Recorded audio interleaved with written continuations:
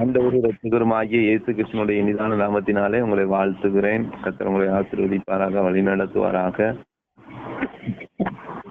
அவருடைய கிருபை எப்பொழுதும் உங்களோடு கூட இருப்பதாக. பின்மாற்றத்திலிருந்து மனம் மாறுவதற்கு நாம் என்ன செய்ய வேண்டும், மனமாக நாம் என்ன செய்ய வேண்டும் என்ற தலைப்புல ஆவியானவர் நம்மோடு கூட பேசி கொண்டு வருகிறார்.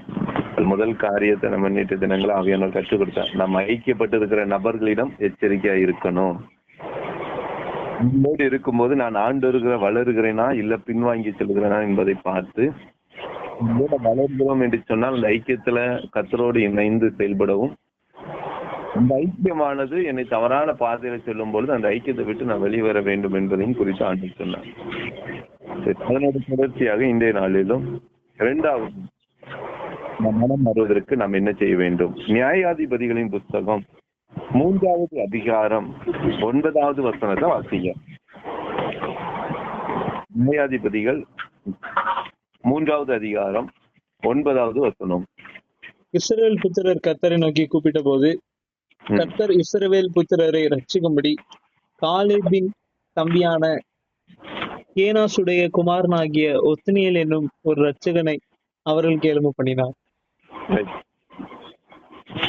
இஸ்ரவேல் புத்திரர் கர்த்தரை நோக்கி கூப்பிட்ட போது கர்த்தர் இஸ்ரவேல் புத்திரரை ரட்சிக்கும்படிக்கு ஒரு ரட்சகனை அவர்களுக்காக எழும்ப பண்ணுகிறார்.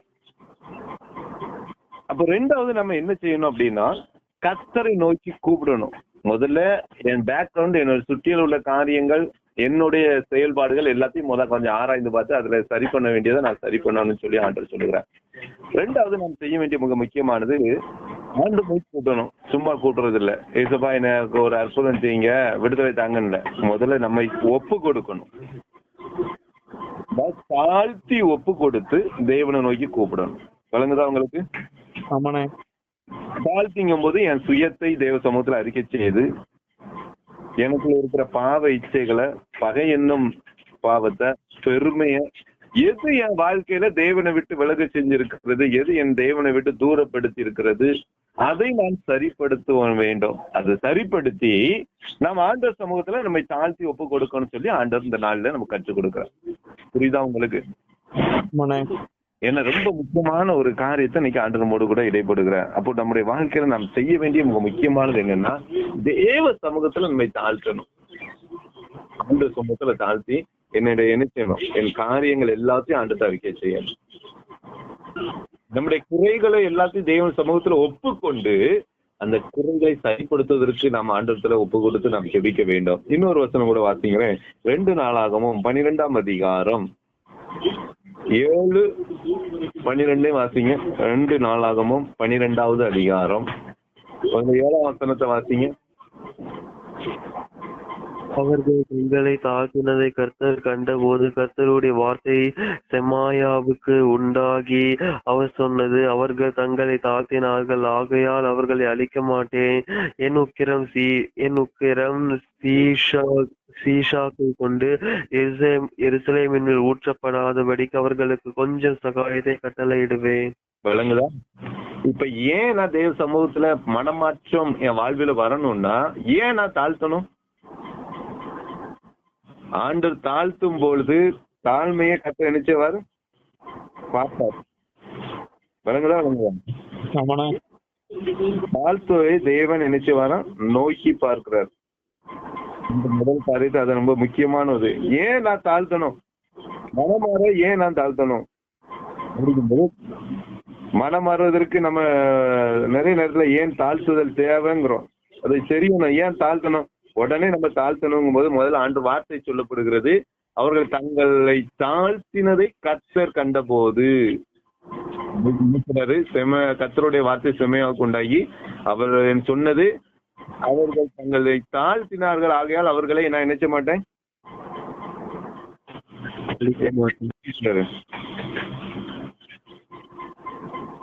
என்ன கொடுத்திருக்கு? தாழ்த்தினால என்ன செய்ய மாட்டேன்னு சொல்றாரு? அழிக்க மாட்டேன்னு சொல்லணும். அழிக்க மாட்டேன். ஏன் தாழ்த்தணும்னு உங்களுக்கு விளங்குதா? இப்போ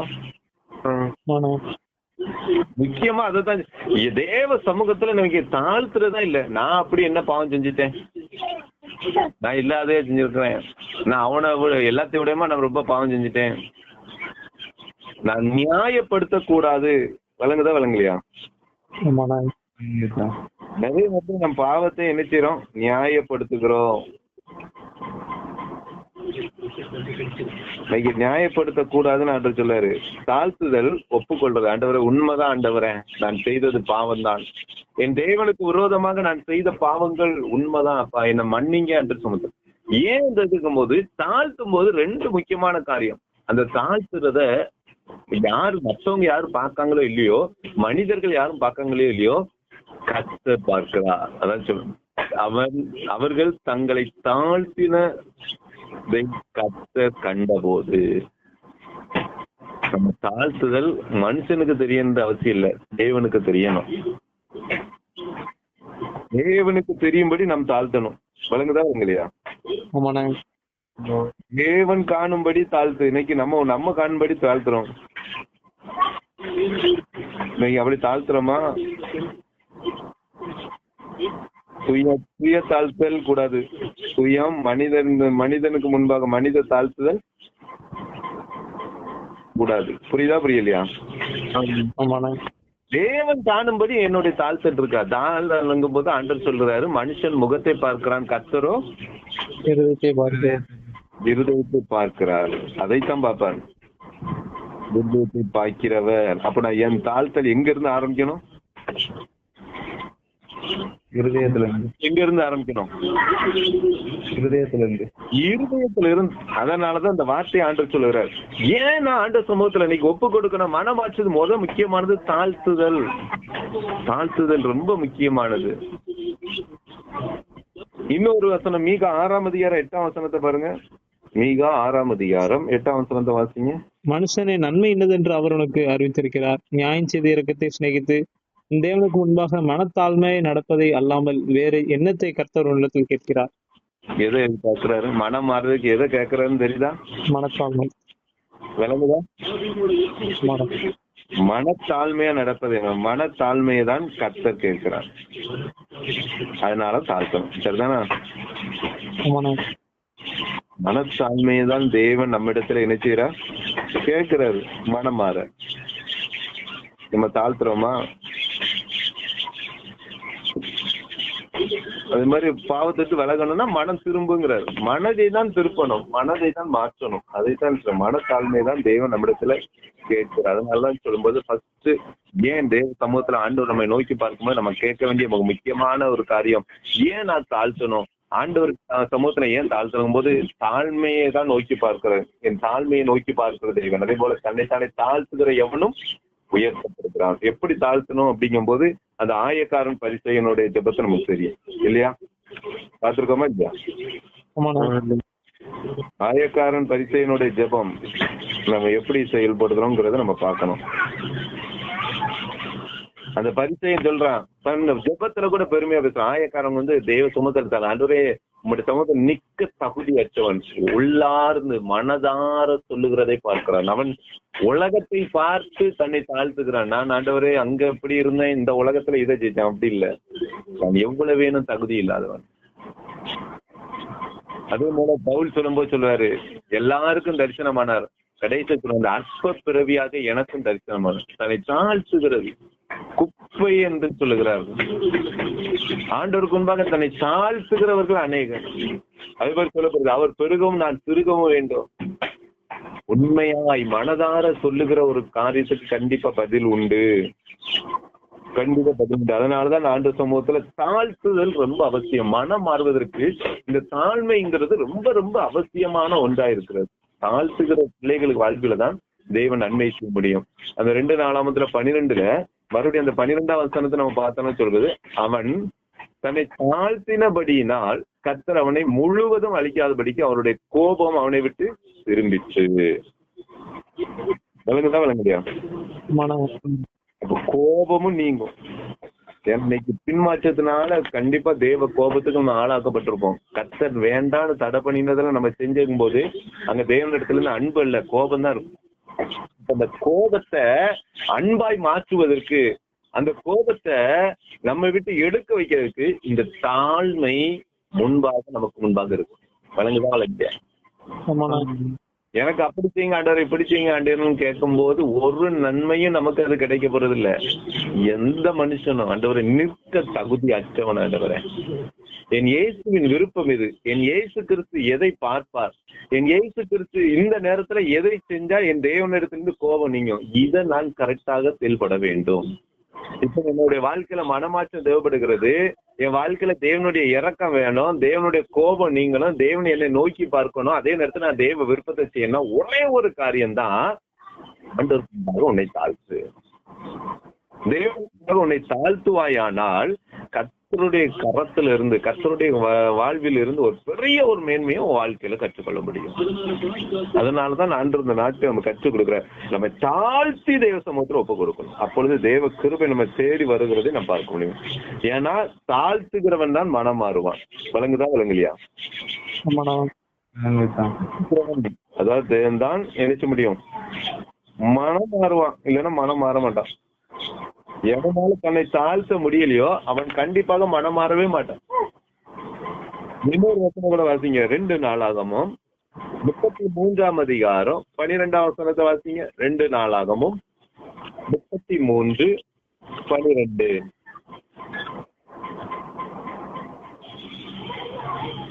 இப்படி அவன் நெருக்கப்படுகை தன் தேவனாகிய கர்த்தரை நோக்கி கெஞ்சி தன் பிதாக்களின் தேவனுக்கு முன்பாக மிகவும் தன்னை தாழ்த்தினான்.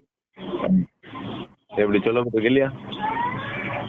இப்படி அவன் நெருக்கப்படுகையில் தன் தேவனாகிய கர்த்தரை நோக்கி கெஞ்சி தன் பிதாக்களின் தேவனுக்கு முன்பாக தன்னை மிகவும் தாழ்த்தினான். இது மனாசேயோட வாழ்வில நடக்கிற ஒரு காரியத்தை நம்ம பார்க்க முடியும். இந்த மனாசே என்ன பண்ணுனான்னு பாருங்க. 9ஆம் வசனத்தை வாசிங்க, 9, 10. அப்படியே கர்த்தர் இஸ்ரவேல் புத்திரருக்கு முன்பாக அளித்த ஜாதிகளை பார்க்கிலும் யூதாவும் எருசலேமின் குடிகளும் பொல்லாப்பு செய்யத்தக்கதாய் மனாசே அவர்களை வழி தப்பி போக பண்ணினான். கர்த்தர் மனாசேயோடும் அவனுடைய ஜனத்தோடும் பேசின போதிலும் அவர்கள் கவனிக்காதே போனார்கள். விளங்குதா? எப்போ இந்த காரியம் நடக்கும் பாருங்க. கர்த்தர் இஸ்ரவேல் புத்திரருக்கு முன்பாக அழித்த ஜாதிகளை பார்க்கிலும் யூதாவும் எருசலேம் குடிகளும் பொல்லாப்பு செய்யத்தக்கதாய் மனாசே அவர்களை என்ன செஞ்சான்? வழி தப்பி போக பண்ணினார். எவ்வளவோ ஆண்டவர் எடுத்து சொல்லியும் எச்சரிப்பு கொடுத்தும் அவங்க கவனிக்கவே இல்லை. இன்னைக்கு நிறைய நமக்கு இந்த தைரியம் வேண்டாம், இந்த காரியம் வேண்டாம், இதுக்கு தேடாதீங்க, இந்த கருத்துல போகாதீங்க, இது உன்னை நிச்சயமாக குழியில கொண்டு தள்ளிடும், நிச்சயமாக உன்னை அழிவின் பாதையில கொண்டு போயிடும், உனக்கு செம்மையா தோன்றது நீ போகாத, மனுஷனுக்கு ஏற்றபடி நீ போகாத, எனக்கு பிரியமாய் படி என்ன செய்யி நட. ஏன்னா ஆண்டு சொல்லுறாரு, மனுஷனுடைய ஆலோசனைகள் வீண் என்று. அப்ப அப்படிப்பட்ட ஒரு வாழ்க்கை வாழாதபடிக்கு தேவன் அநேக நேரம் நம்ம எச்சரித்தாலும் இன்றைக்கும் சுய வழியில சென்று கொண்டு இன்னைக்கும் மனுஷனை பிரியப்படுத்தும்படியாய் ஓடிக்கொண்டு இருக்கிறவங்களை குறித்து ஆண்டு சொல்கிறார். அன்றைக்கு மனசை எதை செய்தாரோ அதே போலதான் இன்றைக்கும் ஜனங்கள் நினைக்கிறாங்க, ஆண்டோடைய வார்த்தையை கவனிக்காமல் போகிறார்கள். அவன் இந்த கவனிக்காம போகும்போது அவன் உடனே ஆண்டு சுமத்தல தாழ்த்தல. என்ன நடந்ததுக்கு அப்புறம் அவன் தாழ்த்துறான்னு தெரியுமா? அந்த 11ஆம் வசனத்தை வாசிங்க. ஆகையால் கர்த்தர் அசீரிய ராஜாவின் சேனாபதிகளை அவர்கள் மேல் வரப்பண்ணினார். அவர்கள் மனாசேயை முச்செடிகளில் பிடித்து 2 வெண்கல சங்கிலியால் அவனை கட்டி பாபிலோனுக்கு கொண்டு போனார்கள். விளங்குதா? எப்ப தாழ்த்துகளுடைய இருதயம் வருது தெரியுதா?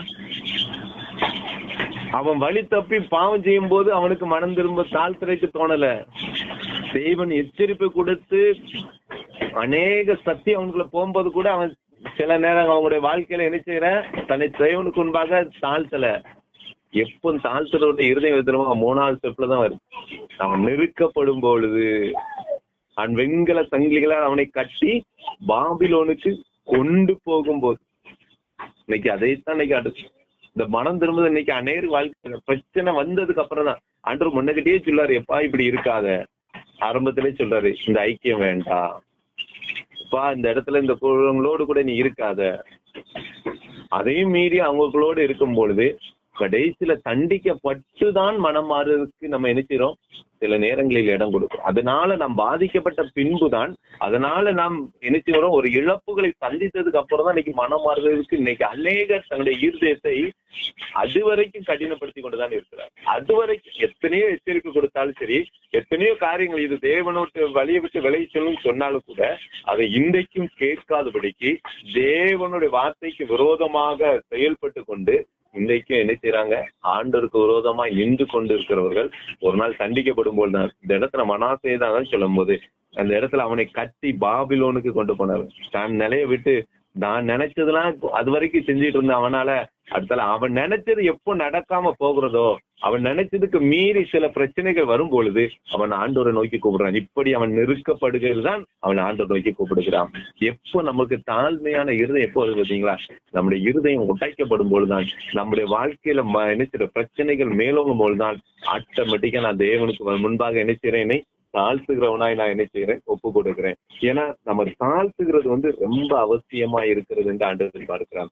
ஏன்னா தாழ்மை உள்ளவனை தான் கர்த்தர் நோக்கி பார்க்கிறான். தாழ்மை தான் தேவ கோபத்தை நம்ம விட்டு என்ன செய்கிறது, நீக்குகிறது. தாழ்மையை தான் தேவன் நம்மிடத்துல என்ன செய்யறாரு, கேட்கிறாருங்கிறதையும் நம்ம பார்க்கிறோம். அதே போல இதனால என்ன சம்பவித்தது, 13ஆம் வசனத்தை வாசிங்க. அவரை நோக்கி அவன் விண்ணப்பம் பண்ணி கொண்டிருக்கிற போது அவன் கெஞ்சுதலுக்கு இறங்கி அவன் ஜெபத்தை கேட்டு அவனை திரும்ப எருசலேமில் உள்ள தன்னுடைய ராஜ்யத்துக்கு வர பண்ணினார். கர்த்தரே தேவன் என்று அப்பொழுது மனாசே அறிந்தான். விளங்குதா? அடுத்தால என்ன செய்யணும், விடுதலை கிடைக்கா இல்லையா? ஆமாண்ணே. அடுத்த கேட்டு அவனை திரும்ப எருசலேமில் உள்ள தன்னுடைய ராஜ்யத்திற்கு வர பண்ணினார். கர்த்தரே தேவன் என்று அப்பொழுது மனாசே. ஆண்டவர் பாவம் செய்யும் போது அறியல, எச்சரிக்கும் போது அவன் அறியல, நெருக்கப்படும் பொழுது அறியல. எப்பொழுது தன்னை தேவனுக்கு முன்பாக தன்னை தாழ்த்தினானோ அப்பொழுதுதான் மீண்டும் ஆண்டவர் அவன் வாழ்க்கையில. அப்போ இதுவரைக்கும் நம்ம இந்த உயர்ந்த இடத்துல இருந்து காரணம் என் பலன் அல்ல, என் சாமர்த்தியம் அல்ல, என்னுடைய செயல்பாடு ஒன்றும் கிடையாது, இயேசுவாலதான் இது முடிஞ்சிச்சுல. அப்போதுதான் அவன் நிறைய செய்யறான், இவ கர்த்தரால் தான் உண்டானது என்பதை அப்பொழுதுதான் மனாசே அறிகிறான். அது வரைக்கும் அவன் மைண்ட்ல என்ன செஞ்சு, நான் செஞ்சதெல்லாம் கரெக்டு, நான் தான் ராஜாங்கம், நான் தான் நினைச்சதெல்லாம் சாதிக்கிறோம், நான் நினைச்சதுதான் நடக்கும், நான் தான் எதனாலும் செய்ய முடியும் நினைத்து வாழ்ந்து பாவத்துல வாழ்ந்து கொண்டு இருந்த மனாசேயுடைய வாழ்க்கையில ஒரு நெருக்கம் வரும்பொழுது அவன் தேவ சமூகத்துல தாழ்த்துகிறான். இன்னைக்கு நமக்கும் சில நேரங்கள் ஆண்டவர் இன்னைக்கு ஒரு எச்சரிப்போடு சில நேரத்துல சில நெருக்கடி வரும் பொழுது ஆண்டவர் சொல்லுகிறார், நீ என்ன முன்பாக மனாசை போல நீ தாழ்த்தும் போது உன் வாழ்க்கையில ஒரு மாறுதலை நான் கட்டளையிட்டு உன் வாழ்க்கையில ஒரு பெரிதான ஒரு ரட்சிப்பை எனக்கு கொடுப்பேன் என்று அந்த வாக்கு கொடுத்திருந்தார். மனாசையோட வாழ்க்கையில அற்புதத்தை செய்கிற தேவன், தாழ்த்தின நிமித்தம் அது தாழ்மையை நோக்கி பார்த்து ஒரு அற்புதத்தை செய்கிற தேவன் நம்முடைய வாழ்க்கையில் அதை செய்ய ஆயத்தமா இருக்கிறார். நம்ம கீழ்ப்படியும் போது அதை பெற்றுக் கொள்ளலாம். கர்த்தர் இந்த வார்த்தைகளை ஆசீர்வதிப்பாராக. ஆமென். கிருபை நிறைந்த அன்பு தகப்பனே, இந்த நல்ல நாளுக்கு மீண்டும் நன்றி சொல்றோம் ஆண்டவரே. இந்த நாளிலும் மனம் மாற நாங்க என்ன செய்ய வேண்டும் என்று சொல்லி 2வது ஒரு காரியத்தை எங்களுக்கு கற்றுக் கொடுத்தீங்க. நம்ம ஒப்பு கொடுத்து, அதாவது தாழ்த்தி ஒப்பு கொடுத்து ஜெபிக்கும் பொழுது தேவ கிருபை, அதாவது விடுதலை கிடைக்கும். தாழ்மைக்கு என்ன அப்படி ஒரு பலன் அப்படிங்கும் போது, எந்த மனுஷன் தாழ்த்துகிறானோ அவன் தான் மனம் மாறுவான் என்று ஆண்டவர் தெளிவா கற்றுக்கிறோம். தாழ்மை உள்ளவன் தேவனை மட்டும்தான் நோக்கி பார்ப்பான். அதனாலதான் ஆண்டவர் அவனை நோக்கி பார்க்கிறார். ஏன் மனமாற தாழ்மை அவசியம் போது அவர் தாழ்மையை தான் நோக்கி பார்ப்பார். நம்ம பேசுற வார்த்தை அல்ல. நீ நல்லா இன்னைக்கு ஜெபிக்கிறவங்க நல்லா நினைச்சுறாங்க, அழக கோர்வையா ஜெபிக்கிறவங்களும் இருக்கிறாங்க, பேச்சு திறமை நிறைஞ்சவங்களும் இருக்கிறாங்க. ஆண்டவர் வார்த்தைகளே இல்ல, மனமாற்றாத தாழ்மையை தான் நோக்கி பார்க்கலாம். 2வது ஏன் இந்த தாழ்மை முக்கியங்கும் போது, தாழ்மை நம்மேல் தேவன் இருக்கிற கோபம் நீங்கி அழிவுக்குள்ள இருந்து நம்மளை தப்புவிக்கிறது. அதனால இந்த தாழ்மை அவசியம். 3வது தேவன் நம்மிடத்துல எதிர்பார்க்கிறதே தாழ்மை தான். 4வது தாழ்மை, அதன் முடிவு விடுதலை. அதன் முடிவு விடுதலை தான். ஒன்று உயர்வு, விடுதலை, விடுதலையோடு சேர்ந்து ஒரு உயர்வு. மனசைக்கு விடுதலையும் கிடைச்சது, உயர்வும் கிடைச்சது.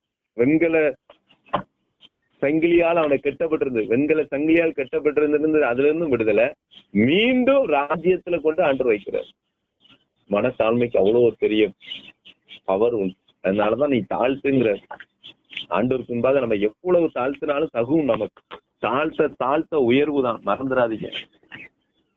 என்னைக்கும் நமக்குள்ள பெருமை வந்துடக்கூடாது. நான் ஜெபிச்சதுனால இது நடந்தது, நான் ஜெபம் பண்றதுனால இவ்வளவு காரியம் நடக்கு, நான் டெய்லி இவ்வளவு பண்றேன், கொஞ்சம் கூட ஆண்டோடைய காரியத்துல கூட நமக்கு பெருமை வந்துடக்கூடாது. உலக காரியத்திலையும் பெருமை வந்துடக்கூடாது. நான் நல்லா ஜெபம் பண்றேன், நோ நோ நோ, தேவ கிருபையினாலதான் இது. பெருமை வந்துடவே கூடாது.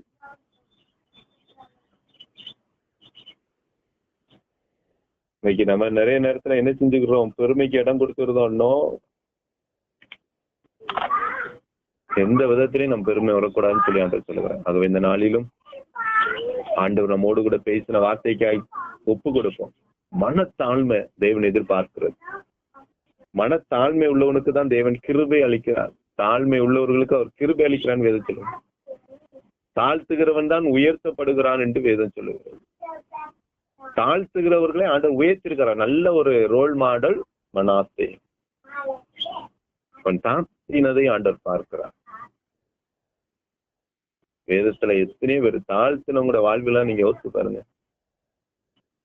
உங்களுடைய வாழ்வில உயர்வு இருக்கு. இன்னைக்கு நீங்களும் நானும் உயர்வு தேவன் சமூகத்துல. இனி நான் அல்ல ஒன்றே, இனி நான் அல்ல, அதான் தாழ்மை. இனி நான் அல்லன்னு இன்றைக்கு நம்ம சொல்லுகிறோமோ அன்னைக்குதான் என் வாழ்க்கையில நான் தாழ்த்துக்கிறேன். எல்லாம் ஏசுதான். நீங்க என்ன சொல்றீங்க அதுபடி என்னை நடத்துங்கப்பான்னு என்னை முழுவதுமா அர்ப்பணிப்பது. இனி என் பல நல்லவன்றவரே, என்னுடைய செயல்பாடு இல்லை, எல்லாம் நீங்க தான் சொல்லி யாரெல்லாம் மனதார ஒப்பு கொடுக்குறாங்களோ அவங்கதான் தாழ்த்துறாங்க.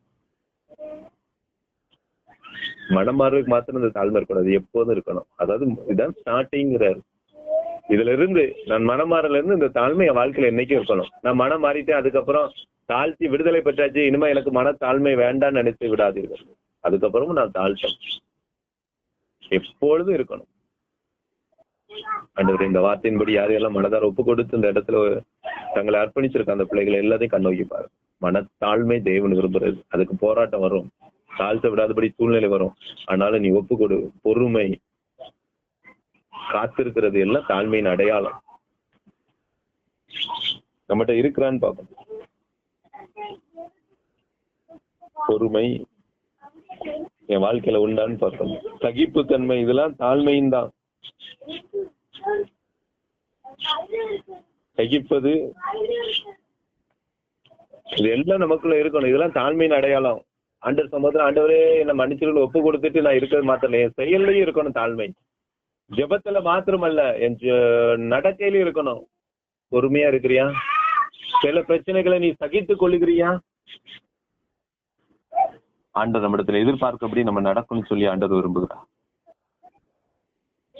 எதிர்பார்த்தபடி நாம் வாழணும் என்று சொல்லி ஆண்டவர், அவர் எதிர்பார்த்தபடி நான் வாழ்வதுதான் தாழ். ஆண்டவருடைய கிருபை நம்மோடு கூட இருக்கட்டும். அந்த நாளில நாங்க எப்படி தாழ்த்தணும், தாழ்மையின் அடையாளம் என்ன, தாழ்த்துறதுனால என்ன பலன் என்பதை எங்களோட பேசினதுக்கான தொடர்ந்து நம்முடைய கிருபை கூட இருக்கட்டும். தடையெல்லாம் நீக்கப்படுங்க. ஆசீர்வாதம், துதி, கன, மகிமை எல்லாம் நமக்கே சொல்றோம். ஏசு கிறிஸ்து ஜெபிக்கிற எங்கள் ஜீவன்ல நல்ல பிதாவே, ஆமென். என் ஆத்துமாவே கர்த்தரை ஸ்தோத்திரி, என் முழு உள்ளமே ஒரு பரிசுத்த நாமத்தை ஸ்தோத்திரி. என் ஆத்துமாவே கர்த்தரை ஸ்தோத்திரி, அவர் செய்த சகல உபகாரங்களையும் மறவாதே. அல்லேலூயா, ஹல்லேலூயா, ஹல்லேலூயா, ஹல்லேலூயா, ஹல்லேலூயா. சர்ச் சொல்லுங்க. கர்த்தருக்கு ஸ்தோத்திரம். கர்த்தர் இந்த நாளில் என்னை ஒரு சிறு சாட்சியாக நடத்தினதுக்காக தேவாதி தேவனை ஸ்தோத்திரிக்கிற. இந்த நாளில கூட பின்மாற்றத்திலிருந்து மனமாற என்ன செய்யணும்ன்ற காரியத்தின் மூலம் ஆண்டவர் இந்த நாளில் பேசின சத்தியத்திற்காகவும் கர்த்தருக்கு நன்றி சொல்லிக்கிறேன். இரண்டாவது காரியமா நமக்குள்ள தாழ்மை இருக்கணும். ஏன்னா தேவன் நம்ம இடத்துல எதிர்பார்க்கறது தாழ்மையத்தான். நம்ம இருதயத்துல பெருமைக்கோ இல்ல தன்னை குறித்த சுயமேன்மைக்கோ நம்ம இடம் கொடுக்க கூடாது. அது கர்த்தருக்கு பிரியமே இல்லாதது. இந்த தாழ்மைக்குரிய காரியம் எப்படி நமக்குள்ள கிரியை செய்யும்னா, முதலாவது நமக்குள்ள தாழ்மை இருந்தா தேவன் நம்மளை நோக்கி பார்ப்பாரு. இரண்டாவது காரியமா நம்ம தாழ்மையை வெளிப்படுத்தும் போது கர்த்தர் நம்ம மேல வந்துள்ள கோபத்தை எல்லாம் அவரை நீக்கிடுவாரு. மூன்றாவது காரியமா கர்த்தர் நம்ம இடத்துல எதிர்க்கிறது வந்து தாழ்மையை தான். 4வது காரியமா வந்து நமக்குள்ள தாழ்மையை வெளிப்படுத்தினாதான் கர்த்தர் நமக்கு வந்து விடுதலை கொடுப்பாருன்னு இந்த 4 காரியத்தை குறித்து பேசினதற்காகவும் கர்த்தருக்கு நான் நன்றி சொல்லிக்கிறேன். எனக்குள்ள வந்து தாழ்வு மனப்பான்மை தான் ரொம்ப இருக்க வேண்டியது அவசியம்னு கர்த்தர் இந்த நாளில என்கிட்டயும் பேசியிருக்காரு. ஏன்னா தாழ்மை இல்லாம கர்த்தர் இடத்துல ஜெபிக்கிறது வந்து கர்த்தர் எப்பவுமே ஏற்றுக்கொள்ள மாட்டாரு. நான் வந்து சரியாவே தாழ்மையோடு இருந்தாலும் திடீர்னு இருதயத்தோடு சுய அடிக்கடி கிரியை செய்யும். ஆனா அப்படி இருக்கவே கூடாதுன்னு கர்த்தர் சொல்லி தந்ததற்காக கர்த்தருக்கு நன்றி சொல்லிக்கிறேன். ஆண்டவர் இந்த நாளில் பேசின சத்தியத்தின்படி இருதயத்துல கர்த்தர் முன்பாக எப்பவுமே தாழ்மையோடு நடக்கிறபடி எல்லோருடைய இருதயத்தை சிறுபடுத்துவாரு. நம்ம கர்த்தர் சிறு சாட்சியாக ஆமென். ஹல்லேலூயா.